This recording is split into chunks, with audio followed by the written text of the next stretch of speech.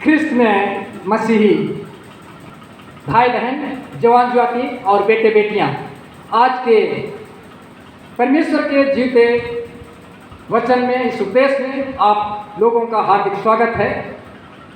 आज हम लोग उपदेश वचन में देख रहे थे इब्रानी की पत्री, उसका 4 अध्याय 9 से 13 तक। इसी में हम लोग यहूदी मसीहियों के लिए जो लेखक रोम में रहते हुए जो यहूदी मसीही लोग थे, उनके विश्वास और उनके आस्थाओं को जांचते हुए उनका विश्वास को सुधारने के लिए उनके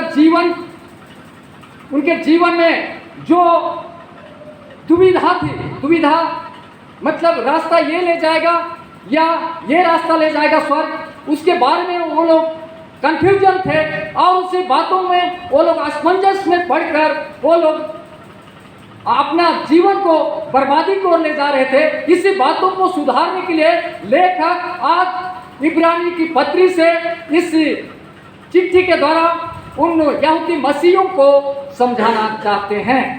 ख्रिस्त में प्यारे, आज लेखक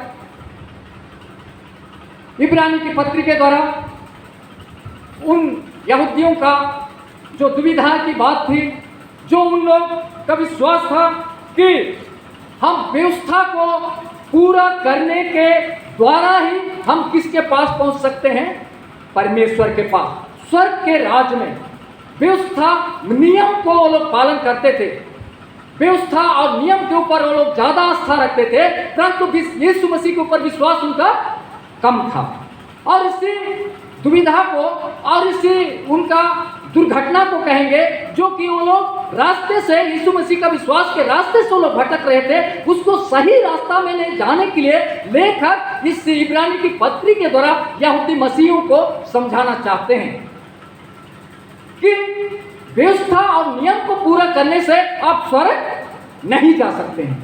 और जा सकते हैं तो मात्र यीशु मसीह के ऊपर विश्वास करने के द्वारा और उसकी आज्ञाओं को पालन करने के द्वारा, प्रार्थना और विश्वास और वचन के द्वारा ही आप परमेश्वर के राज्य में जा सकते हैं। ख्रिस्त में प्यारे, आज हम इब्रानी की पत्री में हम लोग देख पाते हैं कि उनका विश्वास क्या था कि हम व्यवस्था को पूरा करें, और व्यवस्था को पूरा करने के लिए वो लोग पवित्र विश्राम दिन को क्या करते थे, लोग बहुत ही महत्व दिया करते थे। आज हम लोग भी इस पवित्र विश्राम दिन को महत्व देते हैं कि नहीं? देते हैं, है ना? देते। 6 दिन हम लोग काम करते हैं, लेकिन ये 7वां दिन जो इतवार का दिन है, संडे का दिन है, इसमें हम लोग ये सोचते हैं कि मुझे गिरजा में जाना है, मुझे आराधना में जाना है और चर्च में जाना है और मुझे परमेश्वर की महिमा गाना है। यही हमारा एक मकसद होता है। और 7 डेज वाले कब जाते हैं? शनिवार को। पता है आप लोग को 7 डेज वाले का आस्था और विश्वास ये है कि परमेश्वर ने 6 दिन काम करके 7वां दिन विश्राम किया, वो दिन शनिवार है। तो शनिवार को लोग महत्व देते हैं, इसलिए शनिवार को कोई 1 रुपया का लेन देन भी वो नहीं करेंगे। अगर आप उसको पैसा दिए हैं, अगर जाएंगे मांगने के लिए, उसके पास पैसा भी रहेगा तो 1 रुपया भी आपको नहीं देगा, ना तो आपको भी नहीं देगा, ना वह मांगने जाएगा, ना तो बाजार से कोई चीज सामान खरीद के भी नहीं लेगा। वो लोग इतना महत्व शनिवार का दिन को रखते हैं, ना तो लोग रास्ता में यात्रा भी नहीं करते हैं। लेकिन हमारे जेल चर्च में से नहीं है। संडे को चलो कोई बात नहीं, हम लोग गिरजा चले गए, थोड़ा देर के लिए 1 घंटा बाहर निकले, फिर हम लोग इधर उधर खिसाना ठिसी एकदम काम में भाग। संडे जब गिरजा से निकले तो हम लोग को काम करना ही है, कुछ ना कुछ करना है। क्या कि थोड़ा जल्दी गिरजा को प्रचार पादरी खत्म कर दे तो मैं जाकर कुछ काम करूँ। टेंशन में, पूरा टेंशन में हमारा दिमाग में रहेगा, अरे यार ये प्रचार इतना समय उपदेश दे रहा है, इतना लंबा ले रहा है, मैं कब निकलूँ, कब थोड़ा जल्दी छोड़ दे कि मैं जाकर कुछ काम कर लूँ। हमारा टेंशन सिर्फ काम के ऊपर रहता है। लेकिन शनिवार को जो ये 7 डेज के लोग हैं, वो कुछ भी काम के लिए चिंता नहीं करते।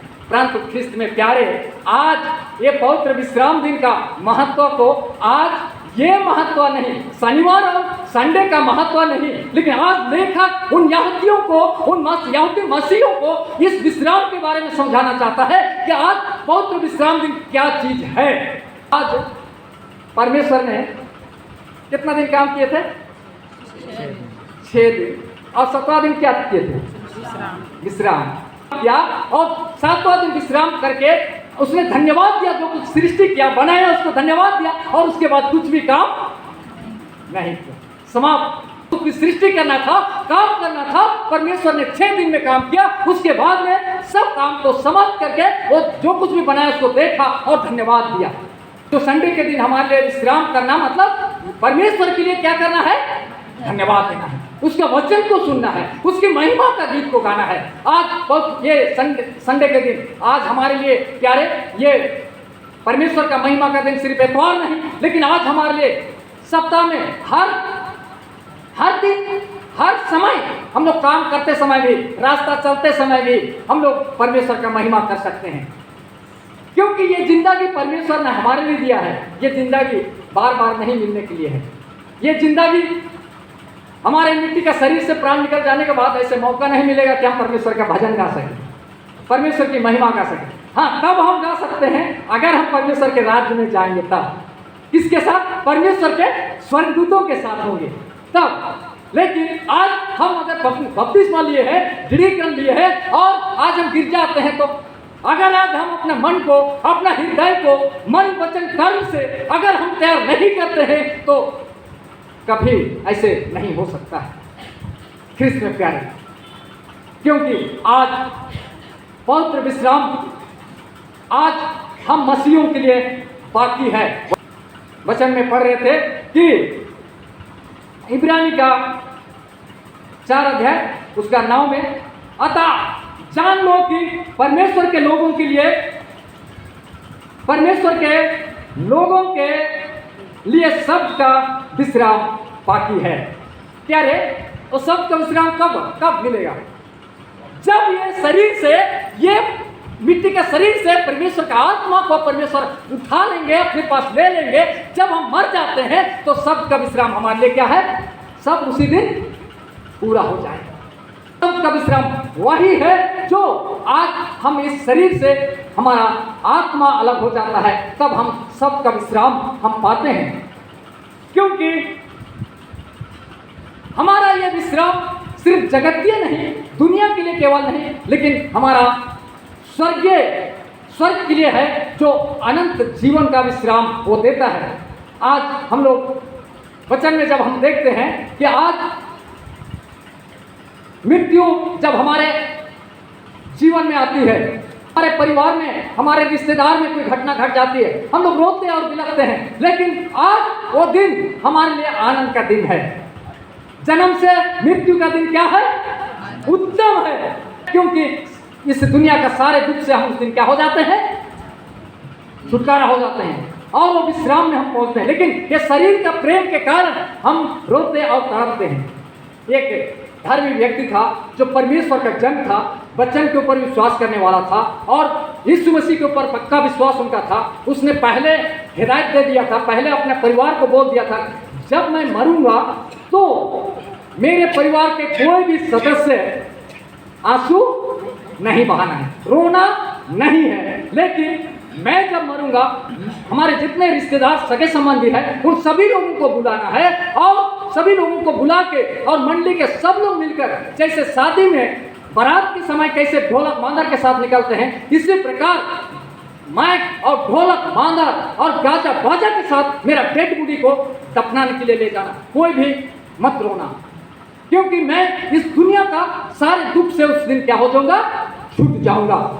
ये कह के उसने पहले ही अपने परिवार को बोल दिया था, और जब उसकी मृत्यु हुई थी तो उसके आदेश के अनुसार सारे परिवार ने सभी रिश्तेदारों को बुलाया, मंडली के लोग, और सब लोग बड़े गाजा बाजा, लेकिन अगर उसको अंतिम संस्कार के लिए ले गए। मैं एक गवाही के तौर में बताता हूँ, ये तो हमारे मसीहों जीवन का है, लेकिन हिमाचल प्रदेश में जब वो लोग परमेश्वर को नहीं जानते हैं, वो गैर मसीह नहीं है, लेकिन वो लोग शायद कुछ कुछ बातें जो पवित्र शास्त्र वचन के बारे में उनको पता होगा, या तो उनके पूर्वज ने इस वचन के बारे में उनको मालूम होगा। जो शुरुआत से ऐसे नियम है कि कोई मर जाता है तो लोग यहाँ तो शादी में घासी लोग को बजाने वाले को बुलाते हैं ना, शादी में या कोई प्रोग्राम है तो, लेकिन वो लोग मर जाएगा उस दिन भी उनको जो बाजा बजाने वाले को बुलाते हैं, और जब उस डेड बॉडी को ले जाते हैं तो बाजा बजाते हुए, और पीतल का नरसिंगा है और लंबा लंबा वो भू भा करते हुए और इतना तेज से आवाज देते हुए और बाजा बजाते हुए वो लोग श्मशान घाट को जलाने के लिए ले जाते हैं। लेकिन आज हम मसीह लोग कितना रोएंगे, कितना रोएंगे, इतना रोएंगे। उतना अगर हम रोते उस टाइम जब हमारा लड़का पाप में जा रहा है, दारू पी रहा है, उल्टा काम कर रहा है, उस टाइम रोते हैं और उस बेटा चल ना गिर जा बेटा, चल ना वचन सुनने के लिए चल बेटा, इतना रो रो के अगर समझाते, हो सकता मेरा बेटा क्या हो सकता है, मन को परिवर्तन कर सकता था। लेकिन उस टाइम रोएंगे नहीं। जब वो मर जाएंगे तो हम लोग गरज गरज के रोएंगे, ये सोचते हैं कि शायद ये वापस आएगा, लेकिन वापस नहीं आएगा। तो ख्रिस्त में प्यारे, आज हमारा सबका विश्राम, आज आप हम मेरे लिए भी आज सबका विश्राम बाकी है, जो उस दिन पूरा होगा जब हम इस दुनिया से विदा होकर जाएंगे। आज उस सब के विश्राम के बारे में आज लेखक उन इब्रानी की पत्री के द्वारा यहूदी मसीहियों को समझाना चाहते हैं कि आज सबका विश्राम क्या चीज है। आज हम लोग भी हमारे जिस चर्च में हम लोग आराधना को बहुत महत्व, लेकिन वचन को महत्व नहीं देते हैं। आराधना के ऊपर कि आराधना ही हो, पूरा हो जाए, हम सब पूरा हो गया, स्वर्ग चले जाएंगे। लेकिन आराधना केवल करने से नहीं प्यारे। आज हम जितना भी बपतिस्मा लिए, दृढ़ापन लिए, कदापि हम लोग परमेश्वर के राज्य में प्रवेश नहीं कर पाएंगे जब तक हम मन वचन कर्म से अपने आप को तैयार नहीं करेंगे। आज हमारे शब्द का दिन वो बाकी है, उस दिन के लिए हमें अपने आप को तैयार करने का जरूरत है। आज प्रभु यीशु मसीह कह रहा है, मेरे पिता के घर में बहुत सारे रहने का स्थान है और मैं तुम्हारे जगह तैयार करने के लिए जाता हूँ, और जब जगह तैयार करूंगा तो फिर आकर तुम्हें ले जाऊंगा, और जहां मैं रहता हूँ वहां तुम भी रहोगे। आज जहां प्रभु यीशु मसीह स्वयं रहते हैं वहां दाहिना और बायां आपके और मेरे लिए, सबके लिए जगह तैयार किया है। तो वहां जाने के लिए हम लोग को तैयारी करना है कि नहीं? आत्मा को हम लोग को क्या करना है? तैयार करना है। आत्मा को तैयार करना है, क्योंकि कोई भी प्राणी उस मृत्यु से बच नहीं सकता है। आए हैं मतलब एक दिन जाना है। तो आज हम लोग को अपने उस पवित्र विश्राम में प्रवेश करने के लिए हम लोग को तैयारी करना है। आज हमारा विश्राम दिन सिर्फ इतवार का दिन नहीं, शनिवार का दिन नहीं, ये जगतीय केवल नहीं, लेकिन स्वर्गीय पवित्र विश्राम में प्रवेश करने के लिए हम लोग को तैयारी करने की आवश्यकता है। हम देख रहे हैं कि प्रकाशित वाक्य 14 अध्याय उसका 13 पद में हमें पढ़ के सुना दिए कि फिर मैंने स्वर्ग से यह सब सुना, लिखा जो मृतक प्रभु में मरते हैं वे अब से धन्य हैं। आत्मा कहता है हाँ, क्योंकि वे अपने सारे परिश्रम से विश्राम पाएंगे और उनके कार्य उनके साथ वो लेते हैं। तो आज हम लोग वो मृतक धन्य है जो प्रभु में मरते हैं, क्योंकि सारे काम से उस दिन क्या हो जाते हैं? आजादी हो जाते हैं, स्वतंत्र हो जाते हैं। तो आज उस पवित्र विश्राम के बारे में लेखक आज यहूदी मसीहियों को समझाता है। आज ये हमारे लिए, आपके लिए भी है कि आज हम लोग उस पवित्र विश्राम में प्रवेश करने के लिए आत्मा को तैयार करना है। आज मन वचन कर्म से, वचन में, प्रार्थना में, हर एक क्षेत्र में आज आप तैयार रहना है कि आज मैं उस अनंत विश्राम में, जो पवित्र विश्राम है, जो प्रभु मुझे देना चाहता है, वहां मुझे जाना है। तो मुझे आत्मा को क्या करना चाहिए? तैयार करना चाहिए। इब्रानी 4 का 9, अतः जान लो कि परमेश्वर के लोगों के लिए सबका विश्राम बाकी है। परमेश्वर का धन्यवाद मैं देता हूं कि मैं अगर पूरा दिन भी परमेश्वर पर वचन सुनाने के लिए खड़ा करेगा तो सुबह से शाम तक यही आवाज और यही जोश में मैं परमेश्वर की महिमा कर सकता हूं। ये आप लोग के अंदर जोश होना चाहिए, क्योंकि परमेश्वर ने आपको और हमको चुना है। ख्रिस्त में प्यारे, आप महान परमेश्वर के बेटे और बेटियां हैं। हमारा सबका दिन बाकी है, उसके लिए हमें आज आपको और हमको क्या करना चाहिए? तैयारी करना चाहिए। आज तैयारी करना चाहिए। आज सिर्फ हम लोग वो यहूदी मसीहों के जैसा सिर्फ हम लोग उस व्यवस्था को, उस आराधना और विश्वास उसी को हम लोग जिए चर्च के यही है, इसी को करते रहेंगे। ऐसे करेंगे तो हम लोग स्वर्ग के राज में कदापि प्रवेश नहीं कर पाएंगे। ये जरूरी है आराधना करना, लेकिन आराधना के साथ हमारा विश्वास पक्का और मजबूत होना है, तभी जाके हम लोग परमेश्वर के राज्य में प्रवेश कर सकते हैं। आज हम लोग को उस लड़ाई झगड़ा और अंधविश्वास और ईर्ष्या क्रोध से हम लोग को हटना है और हम लोग उस पवित्र विश्राम में प्रवेश करने के लिए तैयार नहीं कि हम लोग लड़ाई झगड़ा ये है वो है और ईर्ष्या क्रोध लड़ाई झगड़ा करते हुए हमारा समय समाप्त हो जाएगा और वो समय आएगा एक दिन अचानक हमारा शरीर से प्राण को परमेश्वर ने निकाल देगा, तो उस टाइम हम लोग को पश्चाताप करने के लिए मौका नहीं आएगा।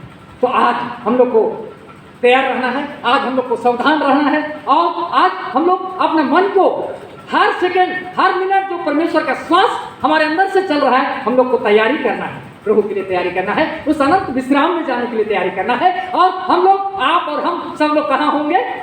परमेश्वर के राज्य में होंगे, अनंत विश्राम में। जागते रहो, प्रार्थना करते रहोगे। तुम्हारा विरोधी शैतान वो तैयार है कि किस टाइम हम लोग को फाड़ के खाए, तो इसीलिए आज जागते और प्रार्थना करते रहना है। नहीं तो हम लोग कोशिश तो कर रहे हैं उस स्वर्गीय अनंत विश्राम में जाने के लिए, हम लोग अगर शैतान हम लोग को पकड़ लेगा और भड़का दिया उस हिसाब से, तो हम लोग वहाँ पहुँच नहीं पाएंगे। इसलिए जागते रहना। कैसे? इफिसी 5 उसका 15 से 17 में इस प्रकार से लिखा हुआ है, इसलिए ध्यान से देखो कि कैसी चाल चलते हो, निर्बुद्धियों के समान नहीं पर बुद्धिमानों के समान चलो, अवसर को बहुमूल्य समझो क्योंकि दिन बुरे हैं। इस कारण निर्बुद्धि ना हो पर ध्यान से समझो कि प्रभु की इच्छा क्या है। आज वचन साफ कर दिया है, निर्बुद्धियों के समान नहीं लेकिन बुद्धिमान की तरह चलना है।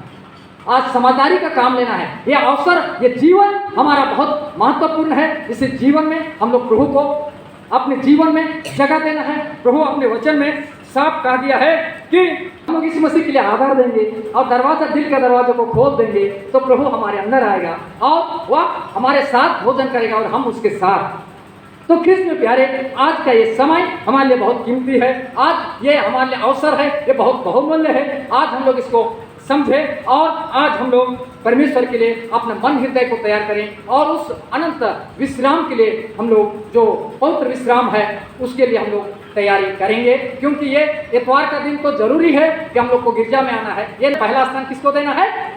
परमेश्वर के लिए। सुबह में किसको देना है? पहले परमेश्वर के लिए। और दूसरा स्थान किसको देना है? परिवार के लिए। दूसरा स्थान किसको? परिवार के लिए भी समय देने की जरूरत है। परिवार है, परमेश्वर दिया है तो परिवार के साथ भी समय बिताना है, बातचीत करना है, उनका समस्या को भी हल करना है, बेटे बेटियों का। तीसरा स्थान अपने कामों के लिए। हमारा शरीर के लिए अगर काम नहीं करेंगे तो उसके लिए भी भोजन नहीं मिलेगा, तो उसका भी हम लोग को ध्यान रखना है। स्वर्गीय विश्राम में, पवित्र विश्राम में जाने के लिए हम क्या रहें? तैयार रहें। पहला मूल विषय, हम तैयार रहें। और तैयार रहना तो कैसे रहना? हम लोग को पवित्र विश्राम में प्रवेश करने के लिए हम लोग को पवित्रता की आवश्यकता है, तैयारी, वचन की जरूरत है, प्रार्थना की जरूरत है। दूसरा, परमेश्वर के सम्मुख प्रस्तुत अपने आप को करने के लिए, उपस्थित करने के लिए हम लोग को क्या करना है? तैयार रहना है, तैयार रहना है। तभी हम लोग परमेश्वर के उस पवित्र विश्राम में हम लोग प्रवेश कर सकते हैं। प्रभु आपका, हम सब लोग का बड़ा बेसब्री से इंतजार करता है। एक भी व्यक्ति को, लंगड़ा, ठूठा, अंधा, बहिरा, गूंगा, किसी को छोड़ना नहीं चाहता, किसी को, एक भेड़ को भी खोना नहीं चाहता, सबको वह अनंत विश्राम में ले जाना चाहता है। प्यारे पिता के, यीशु मसीह ने कहा, मेरा पिता के घर में रहने के लिए बहुत सारा स्थान है, नहीं रहता तो मैं कह देता, लेकिन जगह है, वो रेडी है। लेकिन अब हम और आप क्या करते हैं, वो तो हमें डिसीजन लेना है, हमें फैसला लेना है प्यारे। इसीलिए आज हम लोग को, हम लोग को पवित्रता में और विश्वास में और उस हमारा जीवन को तैयारी करने का बहुत आवश्यकता है। और हम लोग आज मूल विषय, हम लोग तैयारी का समय रखेंगे और हम लोग अपना मन हृदय को तैयार करते हुए परमेश्वर के राज्य के लिए हम अपने आप को सुरक्षित रखें, तैयार रखें। शैतान भी हमारे साथ होगा। वो ऐसे ना हो कि शैतान हमें आधा रास्ता से भटका दे और हम गिर जाएं और हम उस अनंत विश्राम में जाने से वंचित हो जाएं। इसीलिए ख्रिस्त में प्यारे, हम गुमला मंडली के एक प्यारे मसीही माता पिता, भाई बहन, जवान ज्योति सभी लोगों को सुरक्षित रखें और परमेश्वर का आत्मा कार्य करे और हर एक को अपना राज्य में, अनंत विश्राम में, स्वर्गीय विश्राम में प्रभु ले जाने के लिए हम सबको अगुवाई करें अपनी पवित्र आत्मा के द्वारा। प्रभु इस वचन पर बहुत ऐसे आशीष दे। आमीन।